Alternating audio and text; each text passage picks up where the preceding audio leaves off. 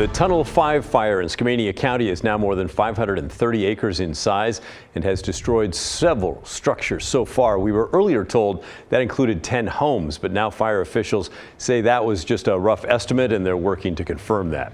The fire is 5% contained and is threatening at least 250 additional homes.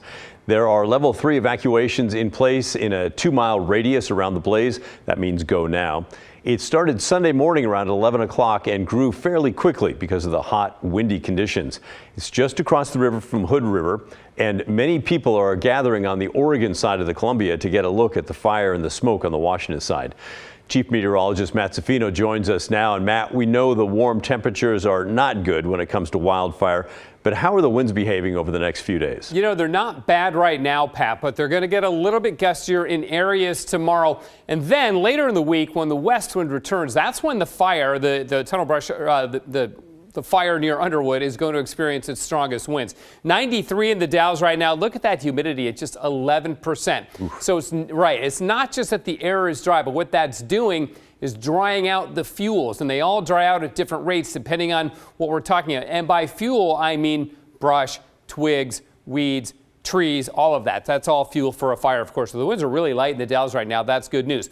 In the Portland area, they're all out of the north and northwest. Let's look at the gorge. Hood River, northwest at only 6 miles an hour. Now, keep in mind, that's up at the airport. Along the river, it's a little bit stronger as it typically is, but it's still on shore. We are going to see a wind reversal happen really tomorrow and tomorrow night. And in a way, that's a benefit, because when you see a switch in the wind direction, the winds will often go calm for a little while. And then when we get the east winds, and that's the switch from onshore flow to east winds and offshore flow, when we get that switch, the stronger east winds will be west of where the Tunnel 5 fire is burning right now. So let's look at our wind forecast here. Here's Carson, here's Hood River. The fire is burning right in here to the north and just a little bit to the west of Hood River, right in there.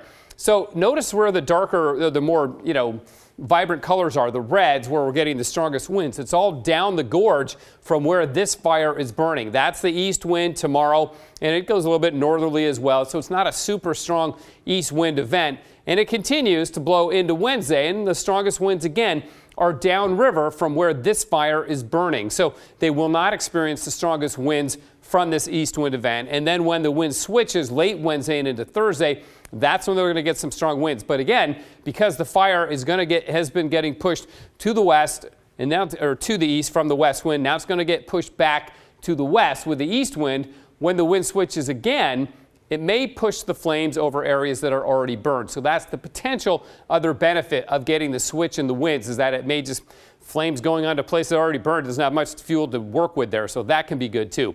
There is a fire weather warning out for Skamania County, the eastern parts of Clark County, and the western parts of Klickitat County, but only on the Washington side of the river. We don't have it on the Oregon side of the river because our fuels are a little bit better, and we haven't seen the fire start here too. So we'll keep a close eye on that, but it is interesting how this warning is broken down by the Columbia River, and they are under the red flag warning where that fire is burning right now, Pat. So that's interesting. Okay, so here's my question though. Why does the wind get worse past the fire?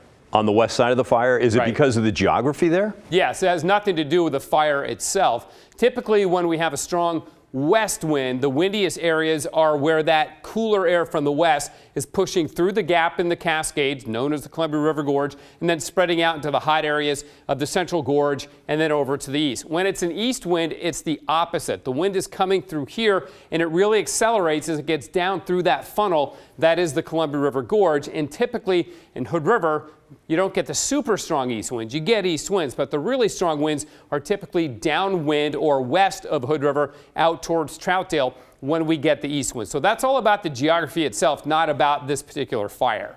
Interesting. And the fuels we know are probably pretty dry, the grasslands and the twigs and the brush that you mentioned. So fingers crossed that nothing pops up west of this original fire, yeah? And that's two key points there, and you're really getting into the weeds, pun intended, because weeds are a fuel, but what the fire managers look at, they kind of categorize different fuels. So grasses, weeds, that kind of thing, those are quick burning, flashy fuels. They burn out in about an hour typically. So those are like 1 hour fuels. Then you get into heavier fuels, and they can last 10 hours, even 100 hours, and those are bigger vegetation. Trees would be 100-hour fuels. they're still benefiting from that rain we got back in the middle of June. So they're not that dry yet. We're beginning to see them dry out, but the heavier fuels still fairly moist from the rain we had back in mid-June. The lighter stuff is already dried out, and that's why we look at the fuels that way. And the other key point you brought up is ignition. The fire weather warnings aren't that a fire is going to start. It's if a fire starts.